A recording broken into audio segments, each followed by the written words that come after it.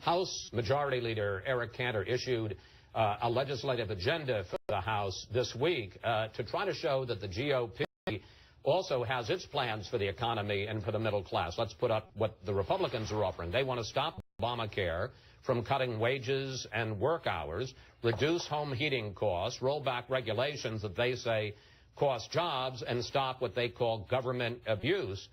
Juan, can Republicans persuade voters it's really the GOP that is looking out for the little guy to help the middle class and not the Democrats? Yeah, they could do it by closing some of these loopholes that are on the table in terms of not increasing taxes per se, depending closing loopholes that allow the wealthy to pay more taxes. So you would get new, and I think that could help with spending issues that we're concerned with. But this agenda that's just come out from Majority Leader Cantor doesn't include all of that. Is a dead letter. Many of those things have been proposed previously and gone nowhere with the Senate. So it's like it's going nowhere. And to respond to what Michael was saying earlier, last year the GOP urged President Obama, include change CPI in your budget.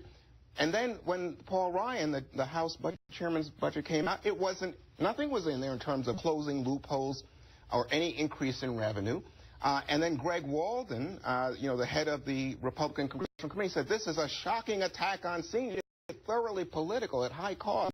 The president, given what Chris just, how his base reacted to this, doesn't want it.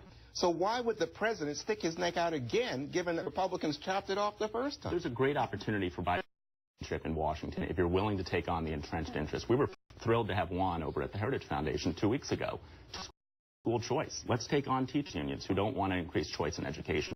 Mike Lee has a great bill. It looks at a country with more student loan debt than credit card debt. Mike Lee has legislation that would radically transform the higher education card.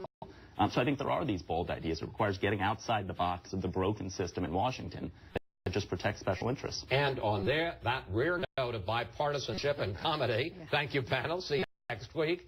Up next, our power player.